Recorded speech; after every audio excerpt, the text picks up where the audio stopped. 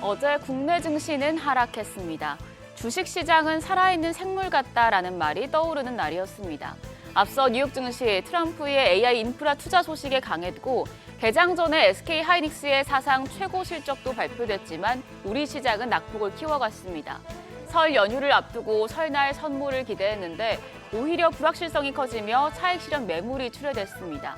긴 연휴를 앞두고 이번 주 마지막 거래일입니다. 어제장 복귀하면서 투자 포인트 확인하겠습니다. 국내 증시 양 지수 모두 1%대 약세였습니다. 코스피가 1.2% 하락했고 코스닥도 1.1% 내렸습니다. 트럼프 대통령의 AI 인프라 투자는 일론 머스크 테슬라 CEO의 투자 자금에 대한 의구심 제기에 재료가 좀 희석됐고요. SK하이닉스 호실적은 세론의 재료가 됐습니다. 게다가 일본은행이 금리 인상을 할 것이란 경계감도 투심을 흔들었습니다. 외국인이 대량의 매도로 지수 하락을 주도했습니다. 유가증권 시장에서 6,200억 원 가까이 순매도했습니다.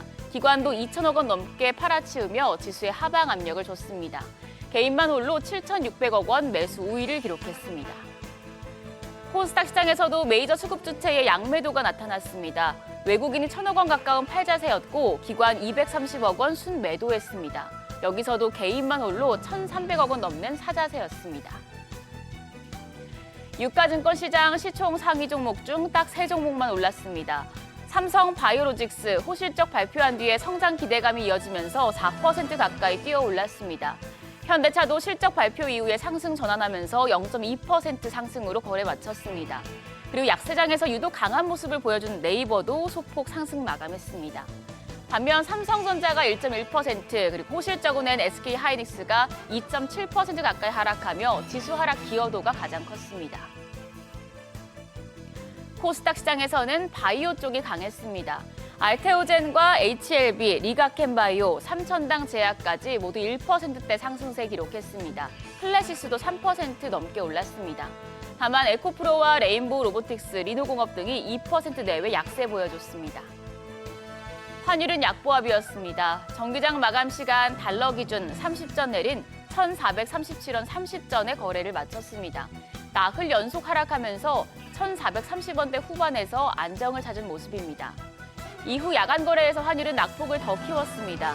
트럼프 미국 대통령이 주요 산유국의 유가를 내리라고 요청하겠다면서도 또 금리 인하도 함께 언급하자 글로벌 달러가 약세를 보인 영향입니다. 오늘 새벽 역외 환율 소폭 반등하면서 1,436원을 기록했는데요. 외환시장 소폭 내리면서 출발할 가능성이 높겠습니다. 다만 일본은행의 기준금리 발표가 예정돼 있으므로 장중에 변동성이 생길 수 있다는 점은 염두에 두셔야겠습니다. 일본은행 BOJ가 오늘 기준금리를 발표합니다. 시장에선 BOJ가 금리를 0.25%포인트 인상할 것이란 전망이 힘을 얻고 있습니다. 그러면 2008년 10월 이후에 17년 만에 다시 0.5%로 복귀할 가능성이 높아진 셈입니다. 우려스러운 점은 지난해 8월 검은 월요일 때처럼 BOJ의 금리 인상으로 시장이 충격을 받을 수 있다는 부분입니다. 그때 당시에 엔캐리 트레이드 청산 우려가 커지면서 국내 증시가 폭락했었죠. 저렴한 엔화를 통해서 해외 자산에 투자했던 이들이 엔화 가치 절상 이후에 투자금을 대규모로 회수하는 부분을 우려한 건데요. 하지만 이번엔 시장 영향이 제한적일 것이란 분석이 나옵니다. NH투자증권은 미일 금리 차이 축소 속도가 당초 예상보다 느릴 것이고 이미 지난해 대부분의 캐리 트레이드가 청산됐다며 금리 인상이 지난해와 같은 리스크 확대를 초래할 가능성은 낮다고 판단했습니다. 일본은행 이슈를 제외하더라도 다음 주 긴 설 연휴로 우리가 쉬는 사이에 무슨 일이 생길지 모른다는 우려가 커진 상황인데요.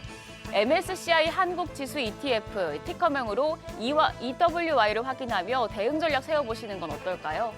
조선일보는 최근 3년간 6번의 설과 추석 연휴 기간 동안 MSCI 한국지수 ETF 흐름을 연휴가 끝난 첫 거래일에 코스피 지수가 따라 움직이는 경우가 5번이나 됐다고 보도했습니다. MSCI 한국지수 ETF는 모건 스탠리 캐피털 인터내셔널, MSCI 한국지수를 추종하는 상품으로 삼성전자와 SK하이닉스, KB금융, 현대차 등 국내 중대형 기업들이 담겨 있는데요. 종목별 이슈를 살펴보시는 동시에 흐름을 점쳐보는 정도로 해당 ETF도 확인하시죠. 그럼 오늘 대장 준비하겠습니다. 오늘 글로벌 성인교육 콘텐츠 기업 데이원 컴퍼니, 그리고 미용 의료기기 기업 아스테라시스와 AI 소프트웨어 전문 기업인 와이즈넛이 코스닥 시장에 상장합니다. 새내기주들 주가 추이 체크하시고요. 실적 발표도 이어집니다. 기아와 현대모비스, 하나오션, 삼성 SDI, 삼성전기 등의 기업들이 어떤 성적표를 내놓을지도 주목되고 있습니다. 한편 어제 시간외 거래에서는 LS그룹주가 강했습니다.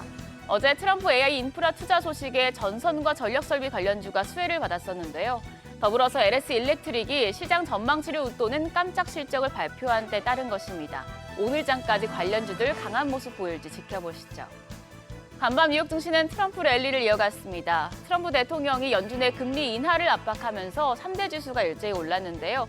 우리 시장 훈풍을 이어받을 수 있겠지만 장중에 나올 일본은행 금리 결정이 변수가 되겠습니다. 시장 전망대로 엔캐리 트레이드 청산 우려가 잦아들지 확인이 필요하겠습니다. 지금까지 어제장 오늘장이었습니다.